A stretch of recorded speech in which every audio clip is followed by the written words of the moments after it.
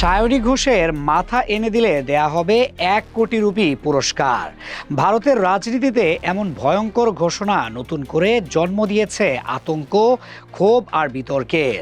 একজন নির্বাচিত নারী সাংসদ ও অভিনেত্রীকে প্রকাশ্যে হত্যার হুমকি দেয়া হলেও এখন পর্যন্ত নীরব বিজেপির শীর্ষ নেতৃত্বরা।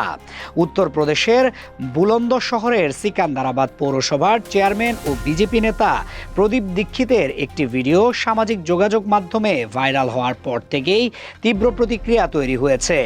ভিডিওতে তাকে বলতে শোনা যায়, যে সায়নী ঘোষের মাথা এনে দেবে তাকে আমার পক্ষ থেকে 1 কোটি রুপি নগদ পুরস্কার দেয়া হবে। ঘটনার পরপরই সামাজিক যোগাযোগ মাধ্যমে বিস্ফোরক প্রতিক্রিয়া জানান তৃণমূল কংগ্রেসের লোকসভা সদস্য সায়নী ঘোষ।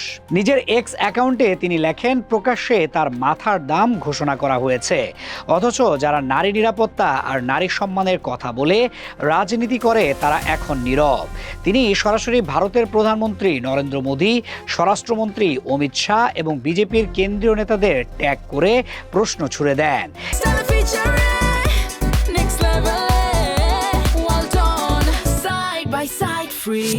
এটাই কি নতুন ভারতের নারী শক্তি বন্ধনের চিত্র? নারী সংরক্ষণ বিল নিয়ে যেসব প্রচারণা চালানো হয়েছিল, সেই একই সরকার এখন একজন নারী জনপ্রতিনিধির বিরুদ্ধে প্রকাশ্য হত্যার হুমকির ঘটনায় নিশ্চুপ কেন?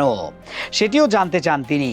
তার অভিযোগ, পশ্চিমবঙ্গ নির্বাচনের সময় বিজেপির নারী নিরাপত্তাকে রাজনৈতিক অস্ত্র হিসেবে ব্যবহার করলেও বাস্তবে বিরোধী নারী নেত্রীদের ভয় দেখাতে সহিংসতার ভাষায় ব্যবহার করছে।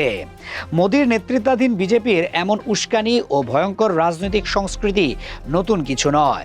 গত কয়েক বছরে ভারতে ধর্মীয় বিদ্বেষ, বিরোধী কণ্ঠ দমন, সাংবাদিকদের হুমকি এবং নারী রাজনীতিকদের বিরুদ্ধে কুরুচিকর আক্রমণের অসংখ্য অভিযোগ উঠেছে বিজেপির বিভিন্ন নেতাকর্মীর বিরুদ্ধে। বিশেষ করে মুসলিম, দলিত ও বিরোধী রাজনৈতিক নেতাদের বিরুদ্ধে উত্তেজনাকর বক্তব্য অনেক সময় প্রকাশ্য জনসভায়ও দিতে দেখা গেছে বিজেপির নেতাদের। অথচ এসব ঘটনায় কেন্দ্রীয় নেতৃত্বের কঠোর অবস্থান খুব কমই দেখা যায়। পুরো বিতর্কের পেছনে উঠে এসেছে 2015 সালের একটি পুরনো সামাজিক যোগাযোগ মাধ্যম পোস্টের প্রসঙ্গ। যদিও সায়নী ঘোষ বহু আগেই দাবি করেছিলেন তখন তার অ্যাকাউন্ট হ্যাক হয়েছিল এবং নিয়ন্ত্রণ ফিরে পাওয়ার পর তিনি পোস্টটি মুছে ফেলেন। অন্যদিকে সব অভিযোগ অস্বীকার করেছেন বিজেপি নেতা প্রদীপ দীক্ষিত। তার দাবি, ভাইরাল হওয়া ভিডিওটি এআই প্রযুক্তি ব্যবহার করে বিকৃত করা হয়েছে।